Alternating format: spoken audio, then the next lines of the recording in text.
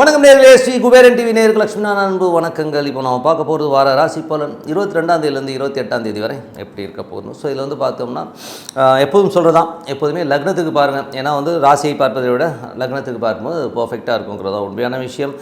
உதாரணம் சொல்லப்போனால் ஒரு மகர லக்னம் விருச்சிக ராசின்னு நம்ம விருச்சிக ராசியுடைய பலன்களை பார்க்கும்போது அது ஒரு 40% தான் பர்ஃபெக்டாக வரும். அதே வந்து ஒரு மகர லக்னத்துக்கு மகர ராசிக்கான பலன்களை நீங்கள் பார்க்கும்போது ரொம்ப பர்ஃபெக்டாக இருக்கும். அதே நேரத்தில் உங்களது ஜாதக ரீதியாக என்ன தசா புத்தி அந்தரங்கள் வருதுங்கிறத நோட் பண்ணிவிட்டு ஸோ அதையும் வந்து மைண்டில் வச்சுக்கிட்டு நீங்கள் இந்த ராசி பலன் பார்க்கும்போது ஒரு 90% பர்ஃபெக்டாக வருங்கிறதா உண்மையான விஷயம். இந்த வீடியோட எண்டில் டிப் ஆஃப் த வீக் இருக்குது, மறக்காமல் பாருங்கள். இப்போ வந்து குரு ராகு ரெண்டுமே வந்து ஒரு நியரஸ்ட் டிகிரின்னு சொல்லுவோம். ஸோ ரொம்ப வந்து பக்கத்தில் ஒரு நியரஸ்ட் டிகிரியில் போயிட்டுருக்கு ஒரு காலகட்டம்.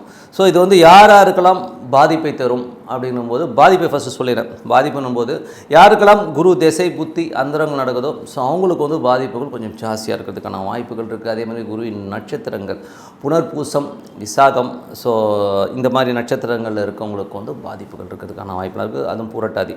ஸோ இந்த 3 நட்சத்திரத்தில் இருக்கவங்களுக்கு கொஞ்சம் பாதிப்புகள் இருக்கும், கொஞ்சம் உஷாராக இருக்கும். என்னென்னா அதீதமான கோபங்கள் அதீதமான பேராசைகள் இந்த மாதிரி விஷயங்கள் ஏற்படுவதற்கான வாய்ப்புனா இந்த நட்சத்திரத்தில் பிறந்தவங்க கொஞ்சம் வந்து பக்காவாக இருந்துக்கணும். கொஞ்சம் வந்து அவேர்னஸோடு இருக்கிறது ரொம்ப ரொம்ப நல்லது. அதுக்கப்புறம் நெக்ஸ்ட்டு விஷயம் என்னென்னா இப்போ வந்து குழந்தை இல்லை, ரொம்ப நாளாக எனக்கு குழந்தை இல்லைங்க, ட்ரீட்மெண்ட்டில் எனக்கு குழந்தை பிறக்குமானா இந்த டைமில் வந்து நீங்கள் ட்ரீட்மெண்ட்டு போனீங்கன்னா கண்டிப்பாக குழந்தை பிறப்பதற்கான வாய்ப்புலாம் ரொம்ப நல்லாயிருக்கு. ஏன்னா குரு ராகுன்றது வந்து ட்ரீட்மெண்ட்டுக்கு வந்து ரொம்ப பர்ஃபெக்டாக ஒர்க் பண்ணும். ஸோ அது வந்து ரொம்ப அட்டகாசமாக ஒர்க் பண்ணும். அதனால் வந்து அது நீங்கள் பண்ணும்போது ரொம்ப சிறப்பான விஷயங்கள்லாம் கொடுக்குறது வந்து மறந்துடாதீங்க. ஏன்னா வந்து இது மைண்டில் வச்சுக்கோங்க. ஏன்னா குழந்தை இல்லாதவர்கள் இந்த டைமில் வந்து நம்ம ட்ரீட்மெண்ட் எடுக்கும்போது பர்ஃபெக்டாக வந்து குழந்தை கிடைப்பதற்கான வாய்ப்புலாம் இருக்குது. இது பெரிய ப்ளஸ். ஓகேங்களா? ஸோ மறக்காமல் வந்து இந்த காலகட்டத்தில் வந்து குரு திசை புத்தி அந்த ரொம்ப ரொம்ப கேர்ஃபுல்லாக இருக்க வேண்டிய ஒரு காலகட்டம். மேஷராசி. ஸோ மேஷராசிக்கு எப்படி இருக்கும் அப்படின்னும் போது உங்களது ராசி அதிபதி செவ்வாய் நீச்சமாக இருக்கிறார் 4. அதுவும் கடகத்தில் நீச்சம்ங்கிறது வந்து ஒரு பெரிய விஷயமே இல்லைங்க. நீச்சங்கிறது வந்து பார்த்திங்கன்னா ஒரு நிறைய ஸ்க்ராச்சஸ் மீன்ஸ் நமக்கு வந்து நிறைய மனதை பாதிக்கக்கூடிய விஷயங்கள் நடக்குங்கிறது தான் உண்மையான விஷயம். பட் இது வந்து ரொம்ப எல்லோருக்குமே நடக்குமானா எல்லோருக்குமே நடக்கிறதுக்கான வாய்ப்புகள் கிடையாது. ஏன்னா செவ்வாய் நீச்சனும் போது அந்த செவ்வாய் திசை புத்தி அந்தரங்கள் நடக்கிறவங்களுக்கு வந்து கொஞ்சம் அந்த பாதிப்புகளை கொடுப்பதற்கான வாய்ப்பு இருக்குது. அதே உங்களுக்கு தசாநாதனோ புத்திநாதனோ ஒரு செவ்வாய் ஸ்டாரில் போகும்போது ஒரு ஸ்க்ராச்சஸை கொடுத்துரும்.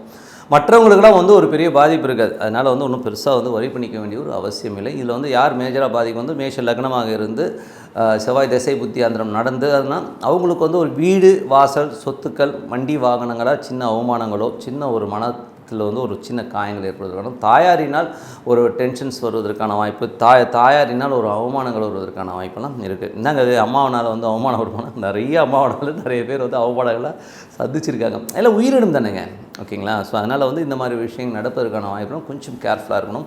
அது வந்து உங்களுக்கு 1-8-4ங்கிற ஒரு இதில் போகும்போது வீடு சம்மந்தமான விஷயங்கள் சொத்து சம்மந்தமான விஷயங்கள்லாம் ரொம்ப ரொம்ப ரொம்ப கேர்ஃபுல்லாக இருக்கக்கூடிய ஒரு காலகட்டங்கள். ஸோ அதனால் வந்து நீங்கள் வந்து வண்டி வாகனம் ஓட்டும்போது எவனாச்சும் தப்பு பண்ணால் கூட நீங்கள் எதுவும் அசிங்கமாக திட்டிடாதீங்க. அவன் வந்து நேராக வந்து உங்களை பொக்கு 2 அப்பா ஒப்பிட்டு போயிடுவாங்க. ஸோ அதனால் கொஞ்சம் கவனமாக இருக்க வேண்டிய ஒரு காலகட்டம். இது வந்து மேஜராக செவ்வாய் திசை புத்தி அந்தரம் நடக்கிறவங்களுக்கு வந்து ரொம்ப கேர்ஃபுல்லாக இருக்க வேண்டிய ஒரு காலகட்டம். ஏன்னா இந்த காலகட்டங்களில் வந்து நம்ம கம்முன்னு போகிறது தான் நல்லது. ஏன்னா வந்து உசுப்பி ஏற்றிட்டே இருப்பாங்க. ஏன்னா நீங்கள் சைலண்டாக போனால் கூட அங்கே போகிறான் பாருணும் ஏதாவது சொல்லிடுவாங்க. ஸோ கொஞ்சம் கேர்ஃபுல்லாக இருங்க. இதுதான் ரொம்ப மேஜர். ஓகேங்களா? ஸோ அதுக்கப்புறம் பார்க்கும்போது மேஷத்தில் வந்து உங்களுக்கு வந்து 3 கிரகங்கள் இருக்குங்க. ஸோ ராகு சூரியன் மற்றும் புதன். ஸோ புதன் வந்து ஒன்றும் பெரிய ப்ராப்ளம் இல்லை. 3ஆம் அதிபதி ராசியிலே இருக்கும்போது வேலை இல்லாதவர்களுக்கு வேலை கிடைக்கிறது ஒரு வேலையில் மாற்றம் கிடைக்கிறதுக்கான வாய்ப்புகளாம் ரொம்ப சிறப்பாக அமையும். அது ஒரு பெரிய ப்ளஸ்ஸு. அதே நேரத்தில் குரு ராகு. ஸோ குருவும் ராகுவும் வந்து பார்த்திங்கன்னா உங்களுக்கு ஒரே டிகிரியில் பயணப்படுற ஒரு காலகட்டம். ஸோ இந்த காலகட்டத்தில் நம்ம என்ன பண்ணலாம் அப்படின்போது குழந்தை இல்லாதவர்கள் முதலே சொன்ன மாதிரி குழந்தை பெற்றுக்கிறதுக்கான வாய்ப்புலாம் ரொம்ப சிறப்பாக இருக்குது. இதே நேரத்தில் வந்து 9 மற்றும் 12ஆம் அதிபதி குரு ராகில் போகும்போது வெளிநாட்டில் இருப்பவர்களுக்கு ஒரு பெரிய வளர்ச்சி கிடைக்கும். வெளிநாடு போய் படிக்கணும், வெளிநாட்டுக்கு போய் வேலை பார்க்கணுங்கிறவங்களுக்கு அந்த வாய்ப்புகள் கிடைப்பதற்கான வாய்ப்புலாம் ரொம்ப சிறப்பாக இருக்குது. ஸோ அது குரு ராகுடைய காம்பினேஷனோட பெரிய ப்ளஸ்ஸுங்க. அதுக்கப்புறம் என்னென்னா நீங்கள் வந்து ஏதாவது ஜாதகர் வந்து கொஞ்சம் கேர்ஃபுல்லாக இருக்கணும். ஏன்னா வந்து இதில் வந்து அப்பா கிட்ட பேசும்போதோ பழகும்போதோ ரொம்ப அப்பா உறவுகள் சித்தப்பா பெரியப்பா யாராக இருக்கட்டுங்க, அப்பா உறவு சார்ந்த ஆட்கள்கிட்டலாம் வந்து கொஞ்சம் வந்து பார்த்து நடந்துக்கணும். ஏன்னா அந்த பங்காளி உறவுகள்லாம் வந்து ரொம்ப கேர்ஃபுல்லாக ஹேண்டில் பண்ண வேண்டிய ஒரு காலகட்டங்கள். ஸோ அதனால் வந்து ஏன்னா ஏதாச்சும் ஒன்று பேச போக ஏதாச்சும் வெடிக்கும். சரி ஏதாவது சொல்லுவாங்க இல்லையா, கோழி சண்டையில் ஊர் பிரிஞ்சிச்சு சொல்லுவாங்க. இந்த மாதிரி ஏதோ ஒன்று சின்னதாக நடக்கும், ரொம்ப பெருசாகிடுவாங்க. ஸோ அதனால் வந்து ரொம்ப உஷாராக இருக்க வேண்டிய ஒரு காலகட்டங்கள் தான். அது வந்து யாரை ரொம்ப மேஜராக பாதிக்கும், அது ரொம்ப மெயினாக எல்லாருக்குமே நடக்கணும். ஒரு 80 லட்சம் பேர் இருப்பாங்க ஒரு ராசியில், எல்லாருக்குமே நடக்கணும், எல்லாருக்குமே நடப்பதற்கான வாய்ப்புகள் கிடையாது. யாருக்கு நடக்கணும், மேஷ லக்னமாக இருந்து குரு திசை புத்தி அந்தரம் நடக்கிறவங்களுக்கு தான் பாதிப்பு இருக்கும். மேஜராக வந்து குரு திசை புத்தி அந்தரம் ரொம்ப கேர்ஃபுல்லாக இருக்க வேண்டிய ஒரு காலகட்டங்கள் தான். ஸோ மற்றவங்களுக்குலாம் வந்து ஒன்றும் பெரிய பாதிப்புகள் இருக்காது, ரொம்ப ஒன்றும் பெருசாக வந்து ஒரி பண்ணி வரும். அவங்க வந்து ஒரு நாள் 2 நாளில் போயிடும், இவங்களுக்கு கொஞ்சம் வச்சு செய்யும், அவ்வளோதான். ஓகேங்களா.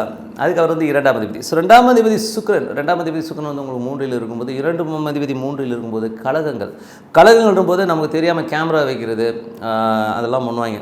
அப்புறம் நம்ம மொபைலில் வந்து ஃபோனை ரெக்கார்ட் பண்ணுறது, இந்த மாதிரி விஷயங்கள்லாம் நடக்கிறதுக்கான வாய்ப்பு போட்டு கொடுக்குறது தான். ஓகேங்களா. ஒருத்தர் போட்டு கொடுக்கறதுக்கான வாய்ப்புகள் இருக்கிறதுனால ரொம்ப கவனமாக இருக்க வேண்டிய ஒரு காலகட்டங்கள். ஸோ அதனால் கொஞ்சம் கேர்ஃபுல்லாக இருந்துங்க.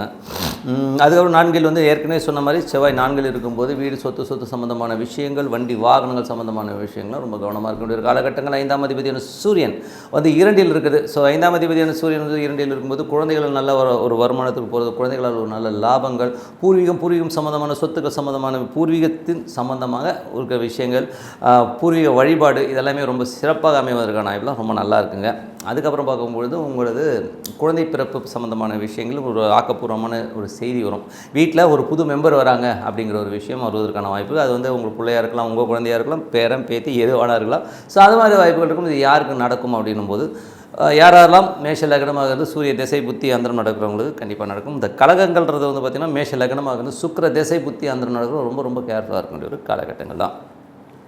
அதுக்கப்புறம் 6ஆம் அதிபதி புதன் வந்து ராசியிலே இருக்கும்போது வேலை இல்லாதவங்களுக்கு வேலை கிடைக்கிது, கடன் கேட்டிங்கன்னா உடனே சேங்ஷனாக வீட்டுக்கே வந்து அன்னை வச்சுக்கணுன்னு சொல்லி கொடுக்கறதுக்கான வாய்ப்புகள்லாம் ரொம்ப சிறப்பாக இருக்குது.